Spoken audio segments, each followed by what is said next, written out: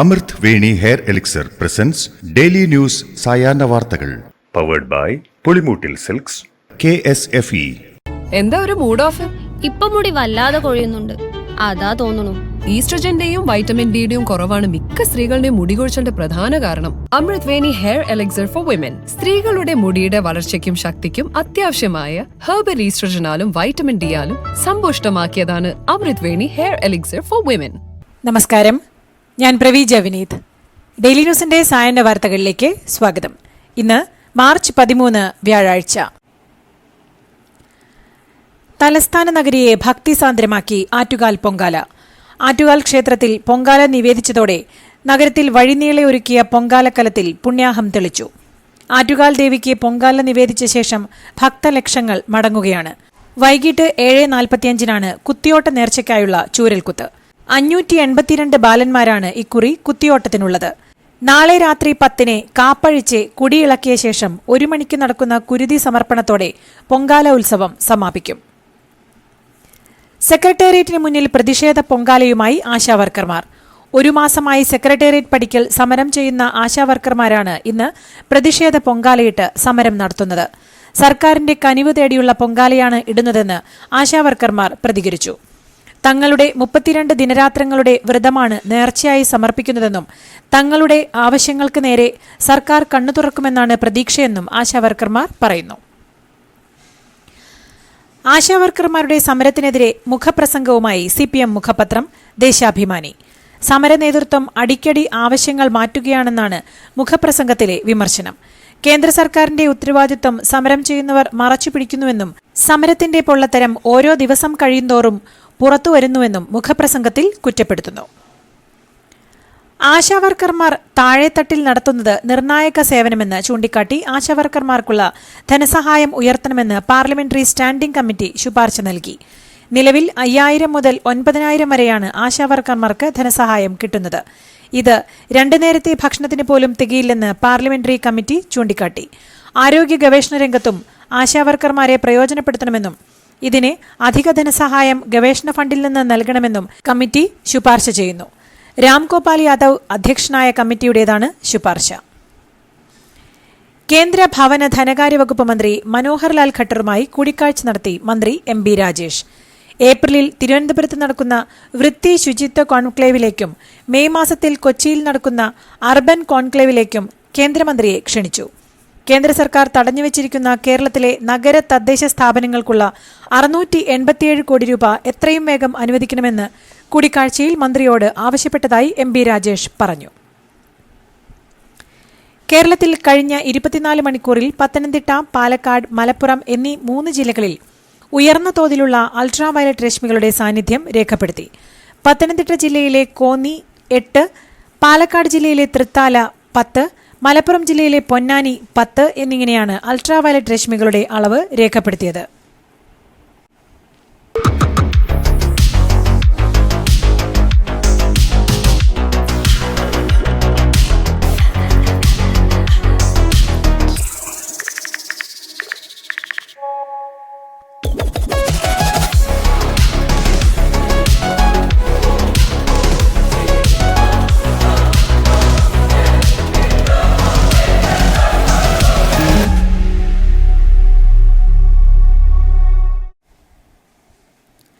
അടൂർ നഗരസഭാ ചെയർപേഴ്സണെതിരെ ആരോപണവുമായി CPM councillor.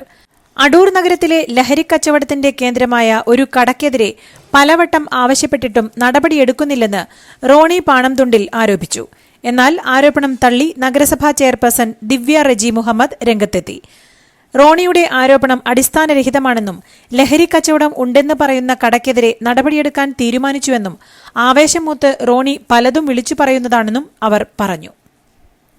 RSS ഉൾപ്പെടെയുള്ള മുഴുവൻ സംഘടനകളുമായി നല്ല ബന്ധം നിലനിർത്തിയിരുന്ന പ്രമുഖ ഗാന്ധിയനായ G. ഗോപിനാഥൻ നായരുടെ പ്രതിമ അനാച്ഛാദനം ചെയ്ത ചടങ്ങ് 3ാം കിട രാഷ്ട്രീയം പറയാനുള്ള വേദിയാക്കിയതിലൂടെ തുഷാർ ഗാന്ധി മഹാത്മാവിനെയും ഗോപിനാഥൻ നായരെയും അപമാനിക്കുകയായിരുന്നുവെന്ന് BJP സംസ്ഥാന സെക്രട്ടറി അഡ്വക്കേറ്റ് S. സുരേഷ് കുറ്റപ്പെടുത്തി. ഗാന്ധി കുടുംബത്തിന്റെ പിൻതലമുറക്കാരനാണെന്ന പേരിൽ തലച്ചോറും നാവും അർബൻ നക്സലൈറ്റുകൾക്കും രാജ്യദ്രോഹികൾക്കും പണയം വെച്ച തുഷാർ ഗാന്ധിയുടെ പരിശ്രമം രാജ്യത്തെ തരം താഴ്ത്തിക്കെട്ടാനാണെന്നും അദ്ദേഹം പറഞ്ഞു. കേന്ദ്ര സർക്കാർ സ്ഥാപനമായ കയർ ബോർഡിലെ ജീവനക്കാരിയായ ജോളി മധുവിന്റെ മരണം അന്വേഷിക്കാൻ സമിതിയെ നിയോഗിച്ചുവെന്ന് കേന്ദ്രം. ജോയിന്റ് സെക്രട്ടറി തല ഉദ്യോഗസ്ഥന്റെ നേതൃത്വത്തിൽ അന്വേഷിക്കും. കയർ ബോർഡിലെ സാമ്പത്തിക ഇടപാടുകളിൽ പ്രത്യേക അന്വേഷണവും നടത്തും. കഴിഞ്ഞ ഫെബ്രുവരി 10-നാണ് കേന്ദ്ര സർക്കാർ സ്ഥാപനമായ കയർ ബോർഡിൽ തൊഴിൽ പീഡന പരാതി ഉന്നയിച്ച ജീവനക്കാരി സെറിബ്രൽ ഹെമറേജ് രോഗബാധിതയായി മരിച്ചത്. മലപ്പുറം തിരുവാലിയിൽ റോഡരികിലെ കാഞ്ഞിരമരത്തിൽ തമ്പടിച്ച 17 വവ്വാലുകളെ ചത്ത നിലയിൽ കണ്ടെത്തി. കാരണം കണ്ടെത്താൻ ചത്ത വവ്വാലുകളുടെ സാമ്പിളുകൾ ആരോഗ്യവകുപ്പ് പൂനെ വൈറോളജി ഇൻസ്റ്റിറ്റ്യൂട്ടിലേക്ക് പരിശോധനയ്ക്ക് അയച്ചിട്ടുണ്ട്. സമീപവാസികൾ വിവരമറിയിച്ചതിനെ തുടർന്ന് വനപാലകരും വനംവകുപ്പിലെ വെറ്ററിനറി വിഭാഗം ഉദ്യോഗസ്ഥരും ആരോഗ്യവകുപ്പ് അധികൃതരും സ്ഥലത്തെത്തി പരിശോധന നടത്തി. സ്വകാര്യ ബസ്സിൽ സ്കൂൾ വിദ്യാർത്ഥികൾക്ക് നിരോധിത ലഹരി ഉൽപ്പന്നങ്ങളുടെ വിൽപ്പന കണ്ടെത്തിയ സംഭവത്തിൽ പരിശോധന ശക്തമാക്കുമെന്ന് പോലീസ്.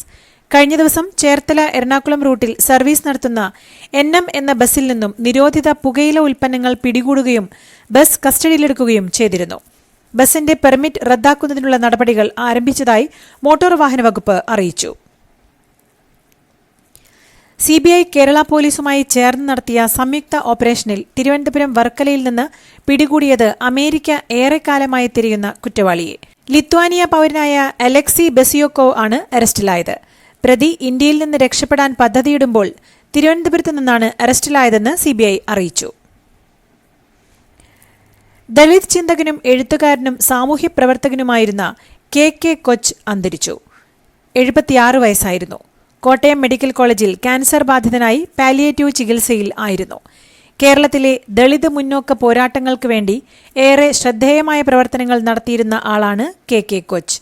2021 സമഗ്ര സംഭാവനയ്ക്ക് കേരള സാഹിത്യ അക്കാദമി അവാർഡ് നേടിയിരുന്നു. KK കൊച്ചിന്റെ ദളിതൻ എന്ന ആത്മകഥ ശ്രദ്ധേയമാണ്. മോൾക്ക് ബർത്ത്ഡേ ഗിഫ്റ്റ് വാങ്ങണ്ടേ?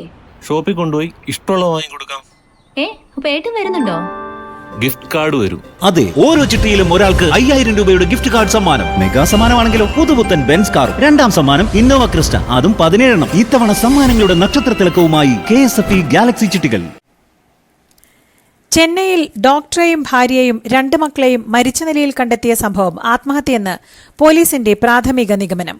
സോണോളജിസ്റ്റായി ജോലി ചെയ്യുന്ന ബാലമുരുകൻ, അഭിഭാഷകയായ ഭാര്യ സുമതി, 2 ആൺമക്കൾ എന്നിവരെയാണ് രാവിലെ മരിച്ച നിലയിൽ ചെന്നൈ അണ്ണാനഗറിലെ വീടിനുള്ളിൽ കണ്ടെത്തിയത്. സാമ്പത്തിക പ്രശ്നങ്ങൾ കാരണം കുടുംബം കൂട്ട ആത്മഹത്യ ചെയ്യുകയായിരുന്നു എന്നാണ് പോലീസ് കണ്ടെത്തിയിരിക്കുന്നത്. നടി രന്യ റാവു അറസ്റ്റിലായ കർണാടകത്തിലെ സ്വർണ്ണക്കടത്ത് കേസിൽ ഹെഡ് കോൺസ്റ്റബിൾ ബസവരാജുവിന്റെ മൊഴി പുറത്ത്. എയർപോർട്ടിൽ നിന്ന് രന്യയെ പുറത്തേക്ക് കൊണ്ടുവന്നത് DGPയുടെ നിർദ്ദേശപ്രകാരമാണെന്ന ബസവരാജുവിന്റെ മൊഴിയാണ് പുറത്തുവന്നത്. രന്യയുടെ രണ്ടാനച്ഛനാണ് DGP റാങ്കിലുള്ള ഉദ്യോഗസ്ഥനായ K. രാമചന്ദ്ര റാവു. തനിക്ക് സ്വർണ്ണക്കടത്ത് കേസിൽ യാതൊരു ബന്ധവുമില്ലെന്നും ബസവരാജു മൊഴി നൽകിയിട്ടുണ്ട്. രാമചന്ദ്ര റാവു കേസിൽ പ്രോട്ടോകോൾ ലംഘനം നടത്തിയോ എന്നതിൽ ആഭ്യന്തര അന്വേഷണം നടക്കുകയാണ്. ഹോസ്റ്റൽ ഭക്ഷണത്തിൽ ബ്ലേഡും പുഴുവുമെന്ന് ആക്ഷേപം. ഹൈദരാബാദിലെ ഉസ്മാനിയ സർവകലാശാലയിലാണ് സംഭവം. ഗോദാവരി ഹോസ്റ്റലിൽ ഇന്നലെ കൊടുത്ത ഭക്ഷണത്തിലാണ് പുഴുവും ബ്ലേഡും കണ്ടത്. കഴിഞ്ഞ കുറച്ചുകാലമായി ഹോസ്റ്റലിൽ കിട്ടുന്ന ഭക്ഷണം തീരെ മോശമെന്ന് വിദ്യാർത്ഥികൾ പറയുന്നു. പ്രതിമാസ പാസുകൾ പുറത്തിറക്കാനുള്ള തയ്യാറെടുപ്പുമായി Chennai Metropolitan Transport corporation.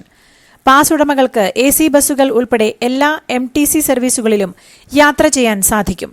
May മാസം മുതൽ 225 AC ഇലക്ട്രിക് ബസ്സുകൾ ആരംഭിക്കാനുള്ള പദ്ധതിയും MTC പ്രഖ്യാപിച്ചിട്ടുണ്ട്. മദീനയിലെ പ്രവാചക പള്ളിയിലെത്തുന്ന കുട്ടികൾക്കായി ട്രാക്കിംഗ് ബ്രേസ്ലെറ്റ് സംവിധാനം ഏർപ്പെടുത്തി. റമദാനിലെ തിരക്കിൽ കുട്ടികളെ നിരീക്ഷിക്കുന്നതിനും രക്ഷിതാക്കൾ പ്രാർത്ഥന നിർവഹിക്കുമ്പോൾ കുട്ടികളുടെ സുരക്ഷ ഉറപ്പാക്കുന്നതിനുമാണ് ഇത്തരമൊരു സംവിധാനം ഏർപ്പെടുത്തിയിരിക്കുന്നത്. കുട്ടികളെ നഷ്ടപ്പെട്ടാൽ കുടുംബങ്ങളുടെ രജിസ്റ്റർ ചെയ്ത മൊബൈൽ ഫോൺ നമ്പറിലേക്ക് വെരിഫിക്കേഷൻ കോഡ് വഴി വിവരങ്ങൾ ലഭ്യമാക്കുന്നതാണ് സംവിധാനം.